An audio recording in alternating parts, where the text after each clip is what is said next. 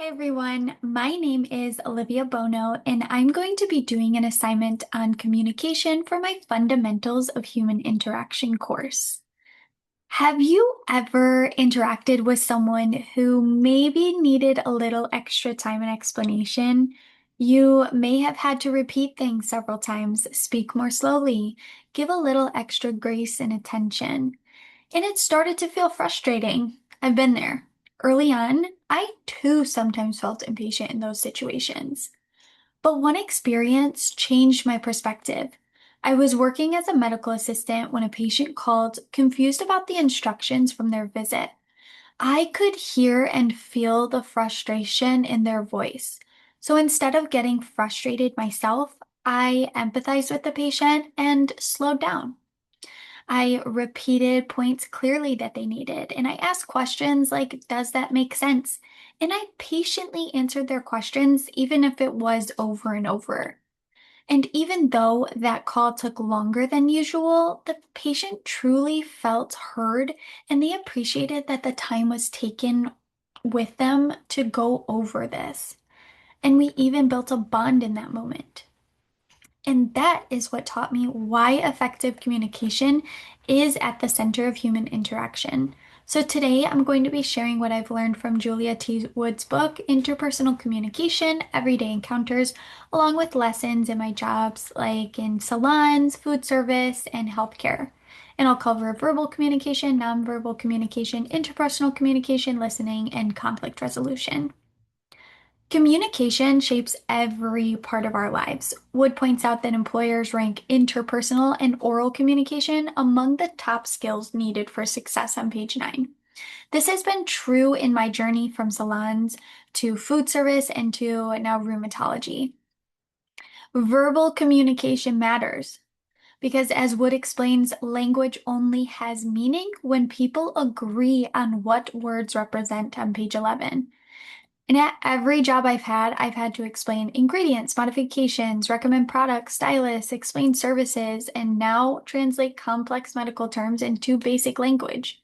Without clear verbal communication, jobs in food service, healthcare, and salons just wouldn't work or exist.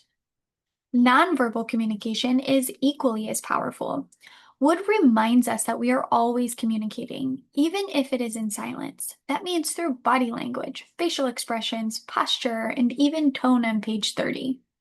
In the salon, I learned that a genuine smile, eye contact, and an open posture helped clients feel welcome as soon as they walked in the door. In healthcare, a patient might say that they're fine, but their posture or expression will tell a different story. Interpersonal communication is next. Wood defines it by the quality of what happens between people, no matter where and how many people there are, on page 18, and outlines three levels: I it, I you, and I thou.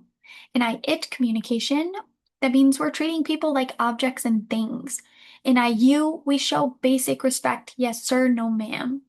But in I thou communication, that's when we truly value the relationship with the other person and you form a deeper connection.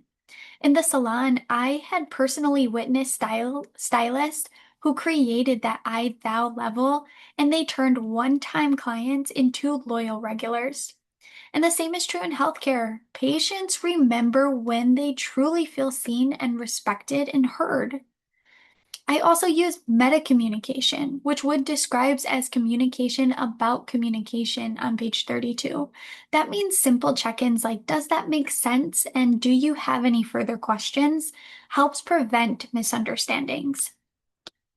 Listening is one of the most important communication skills. Wood explains that the first step in listening is mindfulness, being fully present in the moment and giving the other person your complete attention on page 171. Instead of letting your mind wander or think about what you're going to say next, mindful listening means truly focusing on what the other person is saying.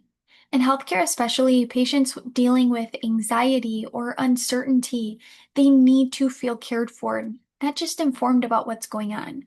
By listening mindfully, asking questions, and showing empathy, We help them feel understood and we really build trust. Finally, communication is critical in conflict resolution. Wood stresses considering yourself, the other person, and the relationship on page 281, using a win-win approach and offering grace. Everyone experiences conflict at work, myself as well. I've learned that arguing and getting defensive isn't going to solve what's going on. Instead, I try to listen to understand their perspective, find common ground, thank them for bringing the issue up at hand, and try to stay humble. And this has helped me de-escalate situations and keep good working relationships. And I find these same skills matter at home and in personal relationships. Good listening, reading nonverbal cues, and offering grace during agreements that you may not have can have helped me build stronger bonds. After studying Julia T. Wood's Interpersonal Communication Everyday Encounters book, this has validated how I see and view communication. It's not just talking, it's how we make people feel, how we build trust, and how we create meaningful relationships. Thank you.